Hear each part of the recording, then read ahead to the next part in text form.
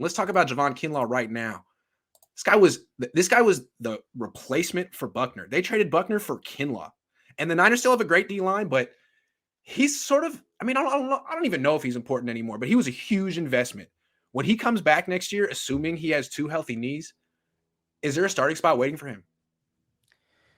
There's got to be, because when you, one thing I've learned about the NFL, when they put a lot of resources into, they're going to give you every opportunity Yes. to show Yes. that you are that guy. All right. Yes. So, and I was there with the Jets and they drafted D. Milliner. And I remember him showing up being like, I don't know. And a couple years later, he was out the league. But but from the jump, he came in, he was a starter. Watching him, after I was released, watching him on TV, second year, third year, all that, you could tell something not quite right. But they're going to give Kinlaw every opportunity but if he shows his upcoming year like it ain't right, then they'll figure out a different direction to go. Look, I would be disappointed if they moved Eric Armstead back to defensive end. I never understood why they moved him there to begin with. He's a good defensive. Pardon. Go ahead. Here's something. Could they potentially, and this is not, I'm pretty sure other people have thought of this as well, but keep Armstead inside.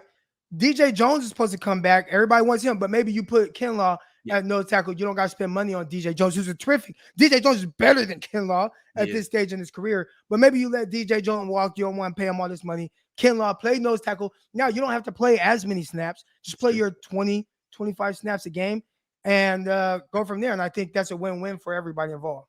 I think that's exactly what's going to happen. When I saw him coming out, even when he was healthy, I thought, that's a big nose tackle. It's not, he doesn't necessarily have pass rush moves. He's just a big, huge athlete. And I think at nose tackle, he's the kind of guy where if you don't slide the center to him, if you don't double team him, he could bully someone.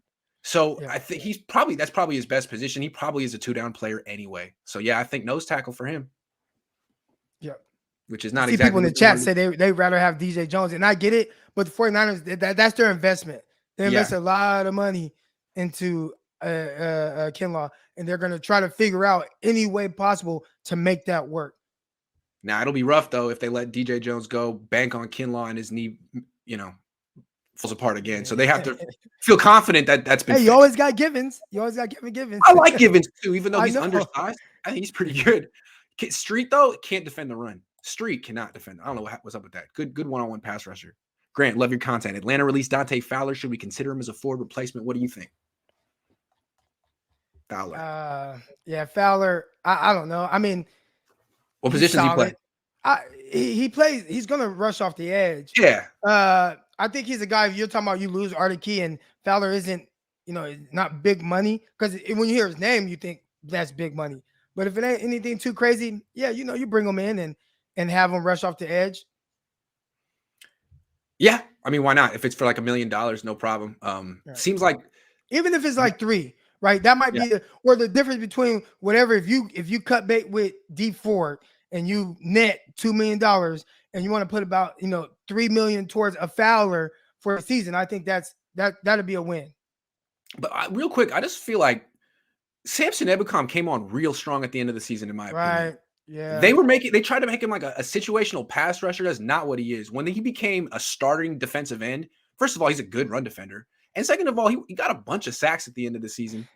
I like Ebukam. I mean, I wouldn't just say they need it. I think to me, that's their Bosa and Ebukam are their edge rushers. They also have some good depth behind. Like Jordan Willis is good too. Yeah.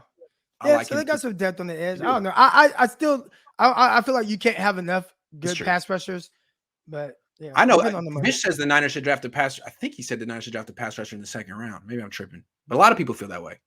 Yeah, it's a deep edge class. Got it. Domain Threat says, Croc, I listen to Locked On every day. Awesome seeing you on here. Grant needs to become a regular on Locked On as well. Man, Hey, listen, Grant, we got a lot of pushback when we were talking about bringing you on, and I haven't checked the numbers but I know around that time. And we record, remember, we got 5 episodes we drop per week. That was the most listened episode for at least a couple months. That's hella funny, man. For all the people that say, I'm not listening to that episode, that was the most listened to episode for a long time. I'm the beat writer. We're talking about thousands and thousands and thousands. Like, we get a lot of listeners, and that was the most listened to one. I know you get a lot of. Well, thank you. Let's do it again sometime. I'm down. Last one. Or draft Kobe Bryant. There's a Kobe Bryant in this draft? Yeah, cornerback out of Cincinnati. I like it. I'm down.